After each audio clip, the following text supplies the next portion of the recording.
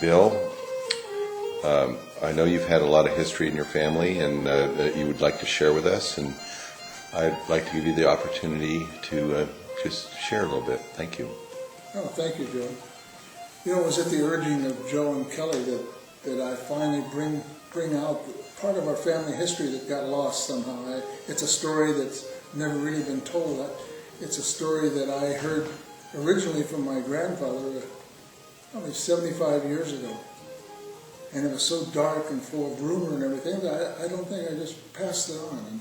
And yet it's a part of who we are. So let me just tell you a little story.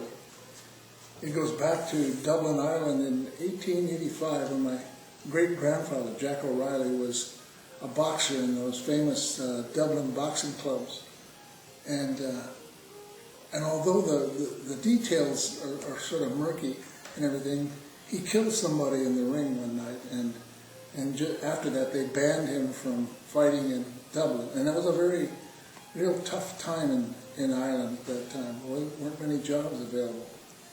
And so he decided to come to the United States, and he signed on a ship that was leaving out of Ireland, and it was going around the Horn to San Francisco. So it took probably 3 months for him to make it to the United States. And he got to San Francisco, and at that time there were still people working in the gold fields, and so he went up and tried to find a job. And you know, he was unskilled and young, and one thing about him was his Irish temper. And he wasn't in the gold fields long at all, and the way the story goes is he got into a fight and killed somebody in the gold fields, and they were running him out of town. And just think of it, he's in a strange land, he's only 19 years old. And what does he do?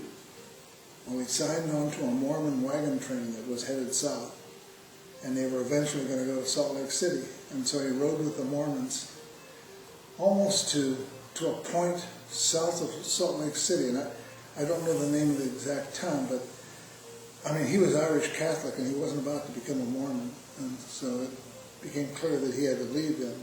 And he found some guys that were headed for Crested Butte. And originally they were headed for Telluride. It was still the gold era in Telluride. But somehow he ended up in Crested Butte. So it's about, by this time it's maybe 1990. And he comes to Crested Butte. The only job he could get was in the mine.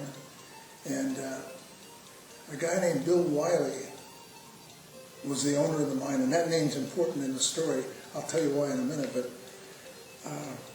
he fell in love with Margie Monahan, the first schoolmarm in Crested Butte.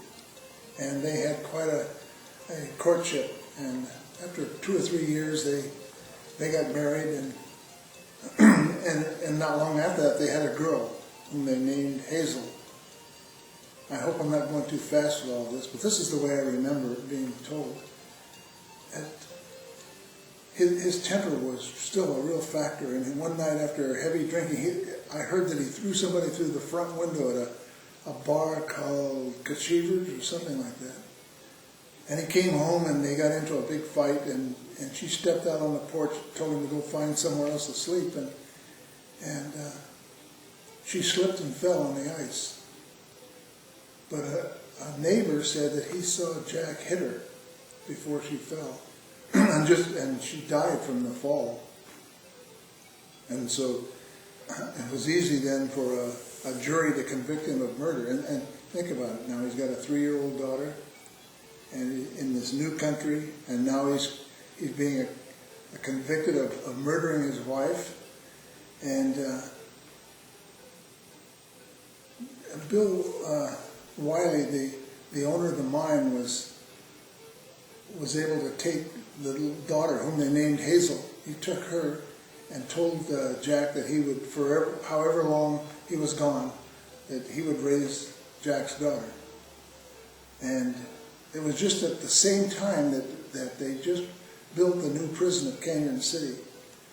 And so my great-grandfather was the first person to be convicted of murder and put into that new prison in Canyon City.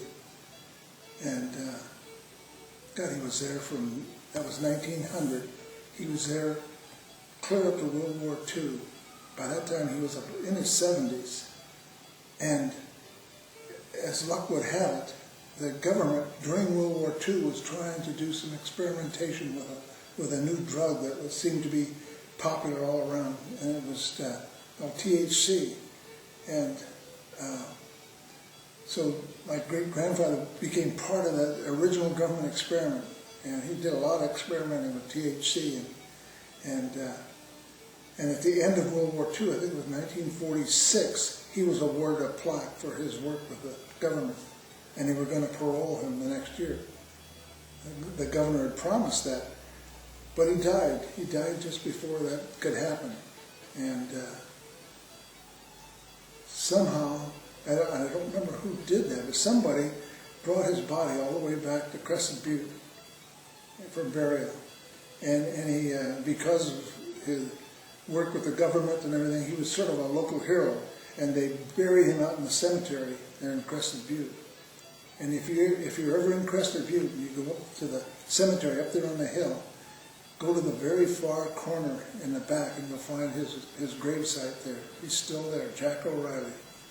Now, if you ask me, why with good Irish stock with a name like Jack O'Reilly and Margie Monaghan, how did we ever end up with the name of Ralph? Well, that's a story for another day. Thank you, Bill. Was that all right?